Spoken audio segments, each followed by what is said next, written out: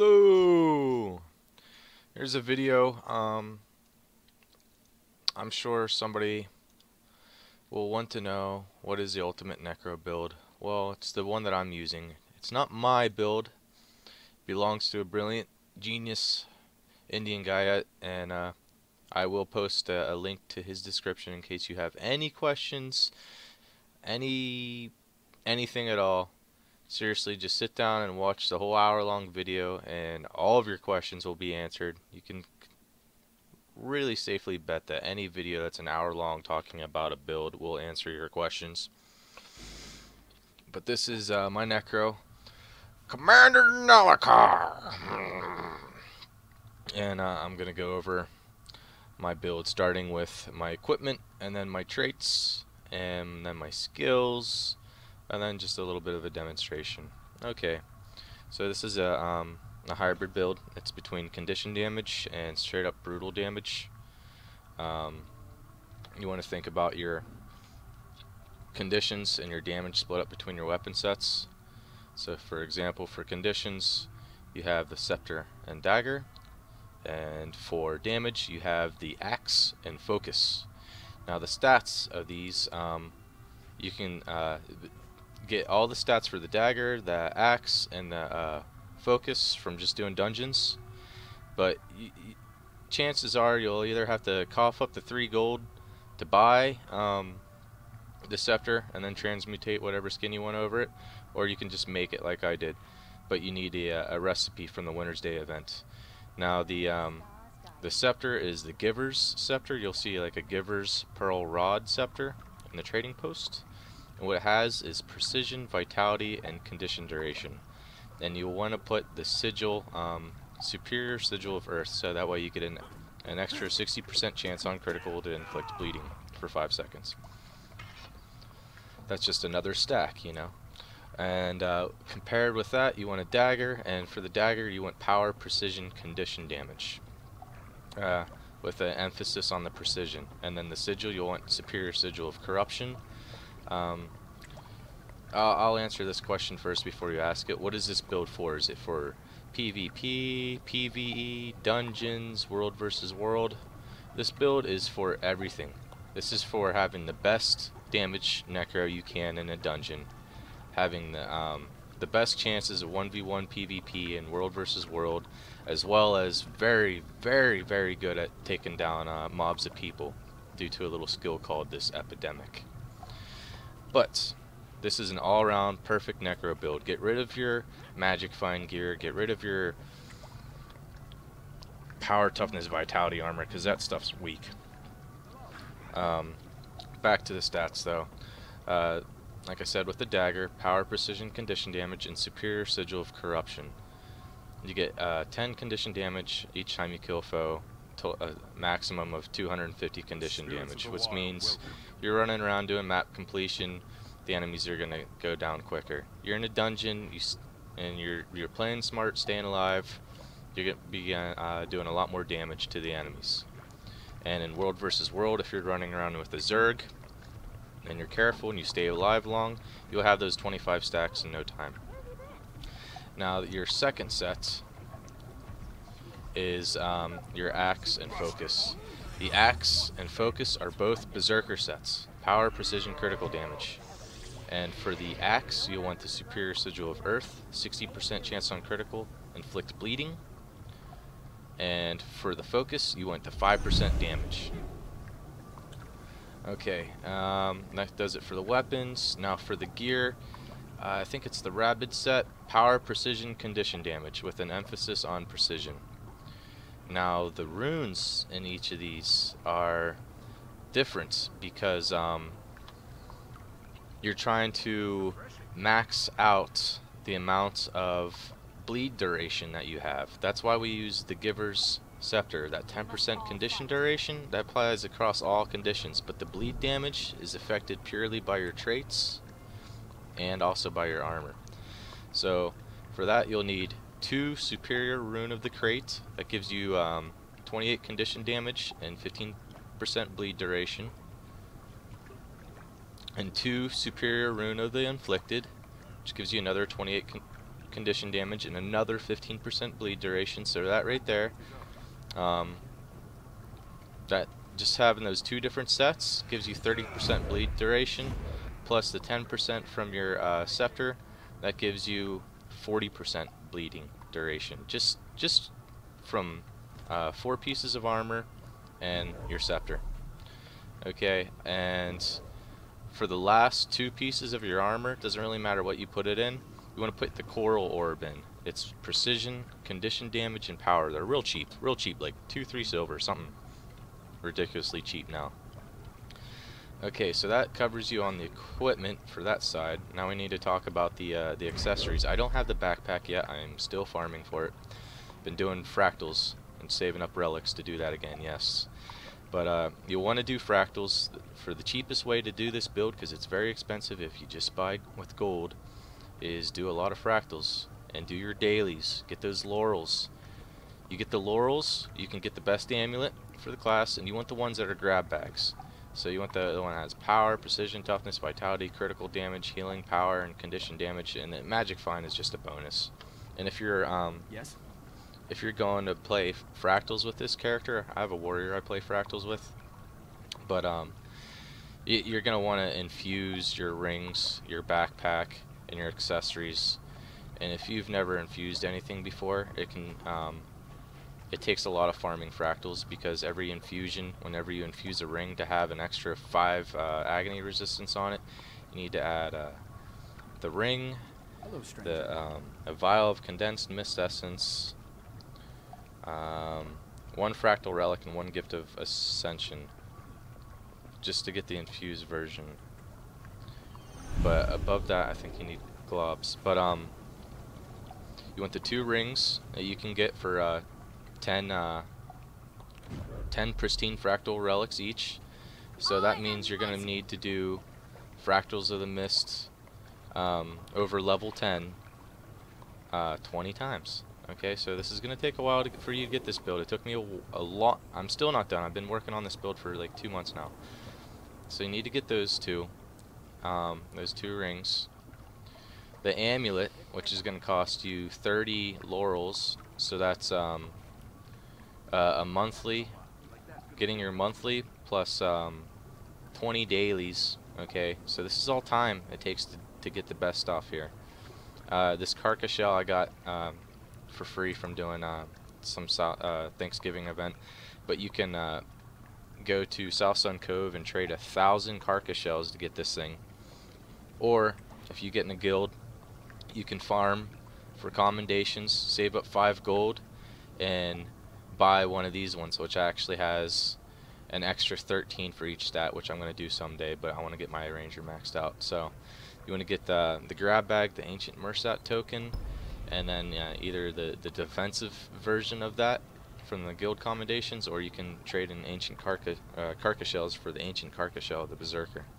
And to find the ancient carcass shell, you want to, I gotta close this out, I'm in Lion's Arch right now. You want to go to South Sun Cove, and you're going to want to go to Owain's Refuge, walk across the bridge to the Scoured Plains, and you'll see a karma merchant, or next to a karma merchant there will be another person selling the stuff. Okay, and at last for the back piece, I don't have the back piece right now, but the one that you want is power, precision, crit damage. So you want the berserker back piece. And if you do settle for the ancient carcass shell, make sure to put exquisite ruby jewel in it to get that extra power, precision, and critical damage. Because if you look right now, my critical damage is at 50%. It'll go up whenever I get that backpack, and my critical chance is at 53%. And that's with my axe and focus. Whenever you're focused on doing damage and you need that precision, that's whenever you switch to that. If you see, I switched to my scepter and dagger. It's 55 and 40, but it'll all even out.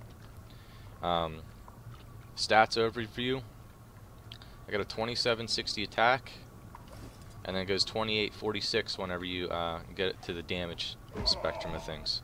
For condition damage, Where's that at? Where is it? Where is it? Condition damage 931. With a full condition build, which I have, you can get that up to 1400.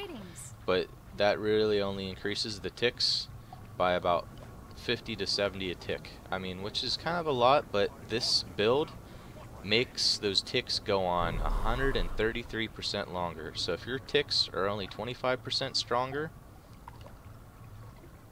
let's see, if you want to watch the video, you have questions, I'll post the link and you can see that guy. He does all the math for you. I'm just gonna do the simple version, show you what you need to get this build, and I'll show you how it works. But for the traits, you're going to put 30 in spite, 30 in curses, and 10 in soul reaping, because your condition duration, you want to max that out, but it also maxes out your power. So right there, that in itself is the starting leg of your hybrid. You already have the maximum amount of power and the maximum amount of condition duration, so why not keep going for bleeding and power? Your next run, so you're going for condition duration, you might as well max out condition damage. And if you max out condition damage, you're also maxing out your precision. So you see how that works? You have the maxed out power, maxed out precision, maxed out condition damage, and maxed out condition duration. The last bit of points that you need to put in, the last 10, goes into your critical damage. And that's why those grab bags are there, is to keep that balance between precision, your critical damage, as well as your condition damage. Okay, and it also gives you that toughness, vitality, and healing power. But back to the traits. The traits are in spite, it's 1, 6, and 11. So that's deal 50% more damage while downed. So if you do go down and you have your axe focus out, your powers even go up more, but you're gonna rally better that way, because with the skills that you're doing, you are inflicting yourself with conditions, a couple of them, and your conditions last so much longer with this set, so you need to get rid of them. Also, part of the skills is blasting the Death Shroud and Reaper's Might. It grants you might for 15 seconds whenever you're using Life Blast and Plague Blast, so your attacks whenever you're in Death Shroud become much stronger. And the last one, axe training, your axe damage is increased and axe skills recharge 20% faster. When I start doing the works, you'll see how that works out down at the bottom whenever we find a mob. In curses, you want 2, 6, and 11. 2 is hemophilia, 20% increased bleeding duration. So back here we had, what was it, 15, 30, 40. Okay, 40% condition duration. Did any of these have condition duration on it? Condition damage, condition damage, condition damage, condition damage. Okay. So with that one, you're now up to 60%. Fear deals damage and deals an extra 50%. That one doesn't really matter, but see that additional 50% damage if the target has another condition on them. You're inflicting conditions, so why not do more damage? Lingering Curse, conditions inflicted by scepter skills last 33% longer. So 60, 33, okay, so 93% longer we're up to now. Now in Soul Reaping, you just get 6. Life Blast pierces and causes vulnerability. That vulnerability is key in your damage. You hit them with the number 7, that gives them vulnerability, and you hit them with the number 4 on your focus, that gives them invulnerability, and then you hit them with the number 2, that's your damage getter right there. Okay. Now the skills, these are weapon skills, you can't do nothing about that. But your utilities, you want consume conditions. Feast on your conditions, gaining health for each one consumed. You're inflicting yourself with conditions, people are going to be inflicting you with conditions. So you might as well be able to do that. And with that extra healing power that you have from that grab bag of stuff, it's only going to help you more. The more conditions that are on you, the closer to death you are, the higher up it's going to go. Use Well of Suffering. You place that Well of Suffering down on your target, that's vulnerability. Blood is Power. Increases your power by 350 and your condition damage by 350 for what is that, 30 seconds? I don't know. Oh, for 12 seconds. Okay. And epidemic. This applies vulnerability to yourself, but whatever target foe you inflict it on, all the conditions on that target foe go to nearby ones. And that is awesome. Absolutely awesome in World versus World and mobs. You want that in mobs. If you're going up against a single person, you see one person out there, I would suggest using Signet of Spike to improve your power. Why not? And if things get really bad, and the person's starting to beat you, getting an edge on you, just activate that Signet, and they get hit with all those conditions. And with your condition duration, those will last forever, and they will be down so quickly. That blindness lasts longer. They won't be able to hit you. That's what you use. That's your oh shit button if you're against one person. And for elite, I just chose leash form. If you're in a really tough dungeon, say for example you have troubles with Loopy and Ra, and they throw down that little bubble that kind of traps you inside, you can switch that out for Plague, and that'll give you the stability to walk through those bubbles and everything. Okay, I'll be back and start to demonstrate some of these. Okay, we're going to Cursed Shore because that's a level 80 area. All the creatures, everything there is a level 80.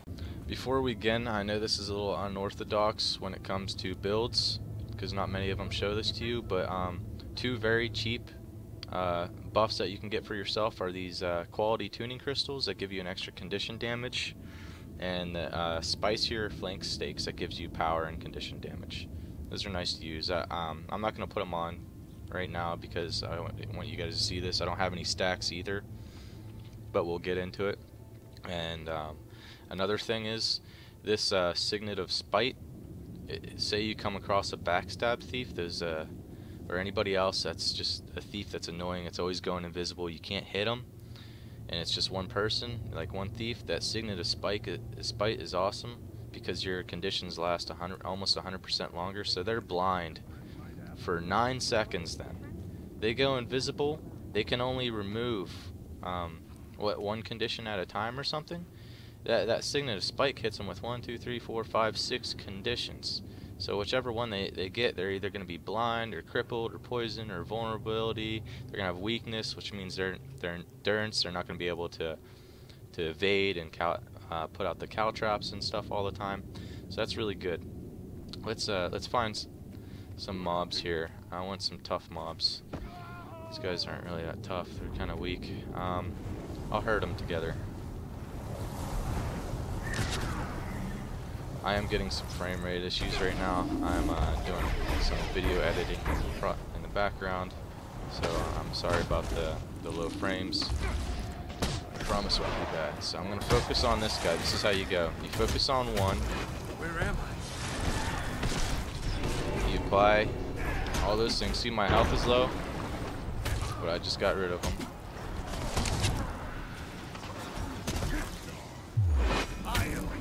This lag is actually making it a little tough to fight right now. The frame rate drops. Let's see if I can find a big tough enemy here. Another mob demonstration.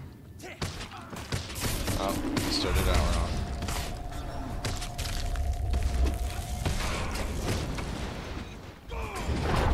Now if I look at all the other people around them, they all have conditions on them, taking them out.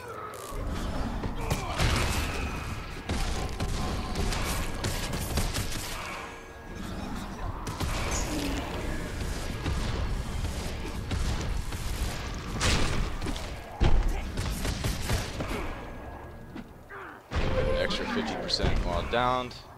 Like I said, you are going to go down in this build, but you're going to do a lot of damage, and you're going to be able to get back up pretty easily, even in World versus World. If anybody knows anything about World versus World, is Necros are a little tough.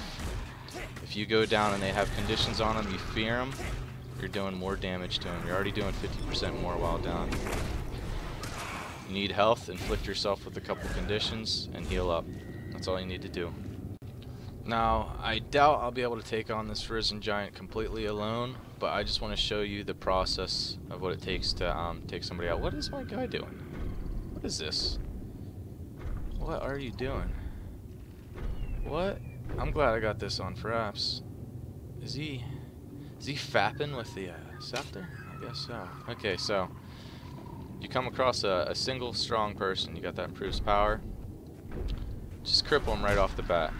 1, 2, 3, with your 5. Hit him with your number 8. Transfer that bleeding over to him. Hit him with your number 3. Switch gears. Hit your 7. Go 4, 2. Go to Death Shroud. 1, 2, 3. Hit him with the number 2 again. Heal up. I'm going to go back to the scepter now, and this is what you do. You just rinse and repeat until either you're dead or he's dead. And as you can see, I haven't even used my my elite skill. The damage on elite skill is pretty impressive. I might as well just show it to you. As soon as I do my number 8, oh, I'm down. Let's just look at this Risen Grub here. But if you look at that veteran Risen Giant, he actually was just a couple ticks away from being dead. If I had gone in there after my Death Shroud and come out and went to my Elite, he would have been finished. And I wouldn't be dead right now, but that was my own fault. That is the build. Sad to end off this way, but you have seen that. If you have any questions, like I said, I'll post a link to the mastermind behind the build. It works, trust me.